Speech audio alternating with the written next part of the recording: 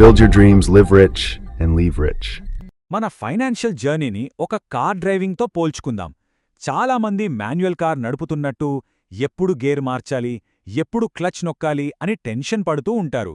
మరి ఎలాంటి టెన్షన్ లేకుండా ప్రశాంతంగా డ్రైవ్ చేసే ఆటోమేటిక్ కార్ లాంటి ఆప్షన్ మన ఇన్వెస్ట్మెంట్లలో ఉంటే ఎలా ఉంటుంది?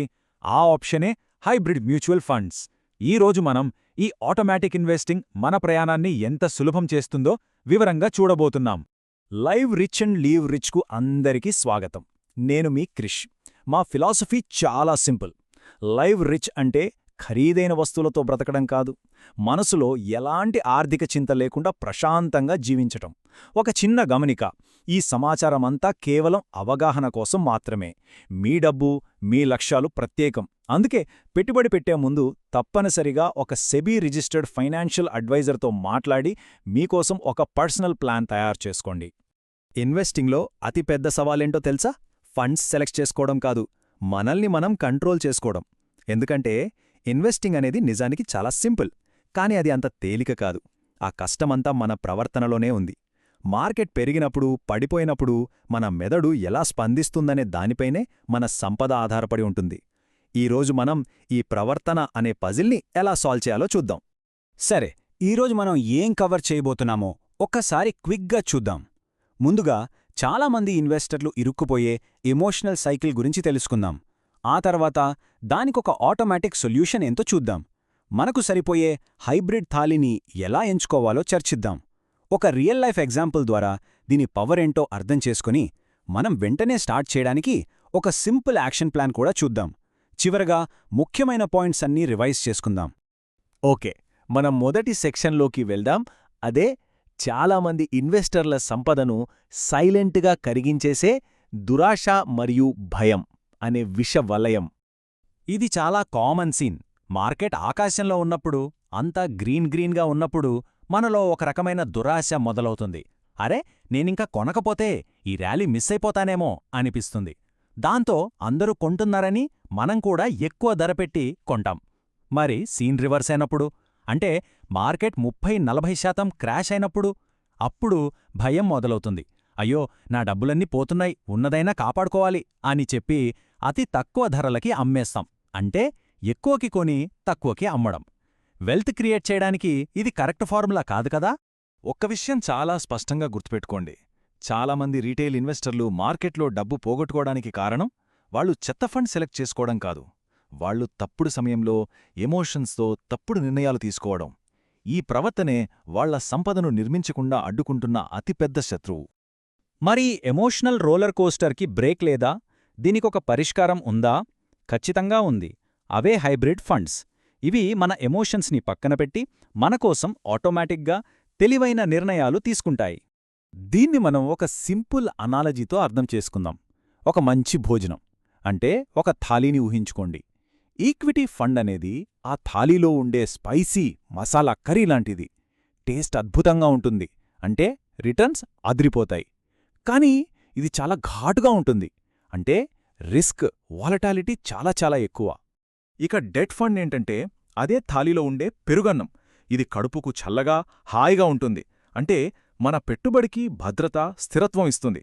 కానీ దీని నుండి మనం స్పైసీ కర్రీ లాంటి కిక్, అంటే హై గ్రోత్ని ఆశించలేం. మరి హైబ్రిడ్ ఫండ్ అంటే ఏంటో తెలుసా? అదే మన కంప్లీట్ థాలీ. ఇందులో రుచి కోసం స్పైసీ కర్రీ అంటే ఈక్విటీ ఉంటుంది, అలాగే భద్రత కోసం పెరుగు అన్నం అంటే డెట్ కూడా ఉంటుంది. రెండింటినీ పర్ఫెక్ట్గా బ్యాలెన్స్ చేస్తుందన్నమాట. ఇక్కడే అసలు మ్యాజిక్ ఉంది.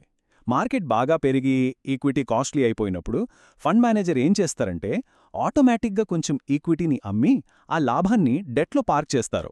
అదే మార్కెట్ పడిపోయినప్పుడు మనం భయపడే టైంలో ఆయన డెట్ నుంచి డబ్బు తీసి తక్కువ ధరలో దొరుకుతున్న మంచి ఈక్విటీని కొంటారు. అంటే మనం ఎమోషన్స్తో చేయలేని పనిని ఫండ్ మేనేజర్ ఒక సిస్టమ్ లాగా క్రమశిక్షణతో మనకోసం చేస్తారు. ఓకే, హైబ్రిడ్ ఫండ్ అంటే ఒక కంప్లీట్ మీల్స్ అని అర్థమైంది. కానీ మనకు తెలుసు కదా, మీల్స్లో కూడా రకరకాలుంటాయి. మరిప్పుడు మన టేస్ట్కి, మన అవసరానికి ఏ థాలీ సెట్ అవుతుందో చూద్దాం. ఈ టేబుల్ని కాస్త జాగ్రత్తగా చూద్దాం. మొదటిది అగ్రెసివ్ హైబ్రిడ్ ఫండ్. పేర్లోనే ఉంది. ఇందులో స్పైసీ కర్రీ, అంటే ఈక్విటీ 65–80% వరకు ఉంటుంది. ఎవరైతే 5 ఏళ్లకు పైగా ఇన్వెస్ట్ చేసి మంచి సంపద సృష్టించాలి కానీ 100% ఈక్విటీ రిస్క్ భరించలేను అనుకుంటారో వాళ్ళకిది పర్ఫెక్ట్. దీనికి ఈక్విటీ టాక్సేషన్ వర్తిస్తుంది, ఇదొక పెద్ద ప్లస్ పాయింట్. ఇక రెండోది బ్యాలెన్స్డ్ అడ్వాంటేజ్ ఫండ్, దీన్నే బ్యాఫ్ అంటారు. ఇది చాలా స్మార్ట్ ఫండ్. మార్కెట్ కాస్ట్లీగా ఉంటే ఈక్విటీని తగ్గించేస్తుంది, చీప్గా ఉంటే పెంచుతుంది. ఇది 30% నుంచి 80% మధ్యలో ఆటోమేటిక్గా మారుతూ ఉంటుంది. రిటైర్ అయిన వాళ్లకి లేదా 3 to 5 years గోల్స్ ఉన్న వాళ్లకి ఇది చాలా మంచి ఆప్షన్. దీనికి కూడా ఈక్విటీ టాక్సేషన్ బెనిఫిట్స్ ఉంటాయి. ఫైనల్గా కన్జర్వేటివ్ హైబ్రిడ్. ఇందులో పెరుగున్నం ఎక్కువ, అంటే డెట్ ఎక్కువ, ఈక్విటీ కేవలం 10 to 25%. ఎఫ్డీ కన్నా జస్ట్ కొంచెం బెటర్ రిటర్న్స్ కావాలి, రిస్క్ అస్సలు వద్దు అనుకునే వాళ్ళకి ఇది సరిపోతుంది. కానీ దీనికి డెట్ టాక్సేషన్ వర్తిస్తుంది, అంటే మీ ఇన్కమ్ ట్యాక్స్ లా ప్రకారం పన్ను కట్టాలి. సరే, ఇదంతా బానే ఉంది, కానీ నిజంగా మార్కెట్ క్రాష్ అయినప్పుడు ఈ ఫండ్స్ ఎలా పనిచేస్తాయి? దీన్ని ఒక చిన్న కథతో అర్థం చేసుకుందాం. ఇద్దరు ఫ్రెండ్స్, రాహుల్, ప్రియా. వాళ్ల కథ ఇది. ముందుగా రాహుల్. అతను చాలా అగ్రెసివ్గా ఆలోచించి తన డబ్బంతా ఒక ప్యూర్ మిడ్ క్యాప్ ఫండ్లో పెట్టాడు. అంతా బాగానే ఉంది, కాని తిడీర్న మార్కెట్ 30% క్రాష్ అయింది. అతని పోర్ట్ఫోలియో కూడా దాదాపు 30% పడిపోయింది. అతను కంగారు పడిపోయాడు. భయంతో ఇంకా నష్టపోకముందే అమ్మేయడం బెటర్ అనుకుని మొత్తం ఇన్వెస్ట్మెంట్ని భారీ నష్టానికి అమ్మేశాడు. ఫైనల్ రిజల్ట్ ఏంటి? Wealth destruction. ఇప్పుడు ప్రియని చూద్దాం. ఆమె కొంచెం స్మార్ట్గా ఆలోచించి ఒక అగ్రెసివ్ హైబ్రిడ్ ఫండ్లో ఇన్వెస్ట్ చేసింది. అదే మార్కెట్ 30% క్రాష్ అయినప్పుడు ఆమె ఫండ్లో డెట్ అనే సేఫ్టీ కుషన్ ఉండటం వల్ల ఆమె పోర్ట్ఫోలియో కేవలం 15% మాత్రమే పడింది. పతనం తక్కువగా ఉండటంతో ఆమె భయపడలేదు. అదే సమయంలో తన ఫండ్ మేనేజర్ ఆ క్రాష్ని ఒక అవకాశంగా వాడుకుని పడిపోయిన మార్కెట్లో తక్కువ ధరకి మంచి షేర్లను కొన్నారు. ప్రియా ప్రశాంతంగా తన ఇన్వెస్ట్మెంట్ని కొనసాగించింది. మార్కెట్ రికవర్ అయ్యాక ఆమెకి మంచి సంపదతో పాటు అమూల్యమైన మనశ్శాంతి కూడా దొరికింది. చూసారుగా తేడా? మరి ప్రియలాగా మనం కూడా స్మార్ట్ డెసిషన్స్ తీసుకోవాలంటే ఏం చెయ్యాలి? ఇదిగో మీకోసం ఒక సింపుల్ 4-step చెక్లిస్ట్. దీంతో ఎవరైనా ఈజీగా స్టార్ట్ చేయొచ్చు. స్టెప్ 1. మిమ్మల్ని మీరు ప్రశ్నించుకోండి. నా పోర్ట్ఫోలియో 20% పడిపోతే నాకు రాత్రిళ్ళు నిద్ర పడుతుందా? సమాధానం లేదు అయితే ప్యూర్ ఈక్విటీ మీకోసం కాదు. హైబ్రిడ్ ఫండ్స్ వైపు చూడండి. స్టెప్ 2. మీ లక్ష్యం ఎన్ని సంవత్సరాల్లో ఉందా చూసుకోండి. 3 నుండి 5 సంవత్సరాలైతే BAF, 5 ఏళ్లకు పైన అయితే అగ్రెసివ్ హైబ్రిడ్ ఫండ్ని కన్సిడర్ చేయండి. స్టెప్ 3. ఎక్స్పెన్స్ రేషియోను చెక్ చేయండి. ఇది ఫండ్ మేనేజ్మెంట్ ఫీజ్ అన్నమాట. డైరెక్ట్ ప్లాన్లో ఇది ఎప్పుడూ 1% లోపు ఉండేలా చూసుకోండి. ఫీజులు ఎంత తక్కువ ఉంటే మన జేబులోకి అంత ఎక్కువ డబ్బు వస్తుంది. స్టెప్ 4. పన్నులు ఆదా చేసుకోండి.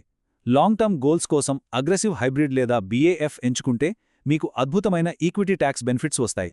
ఇక ఫైనల్గా ఈ మొత్తం చర్చలో మనం నేర్చుకున్న ముఖ్యమైన విషయాలను ఒక్కసారి గుర్తుచేసుకుందాం. హైబ్రిడ్ ఫండ్స్ మనకిచ్చే అసలైన బహుమతి ఏంటి?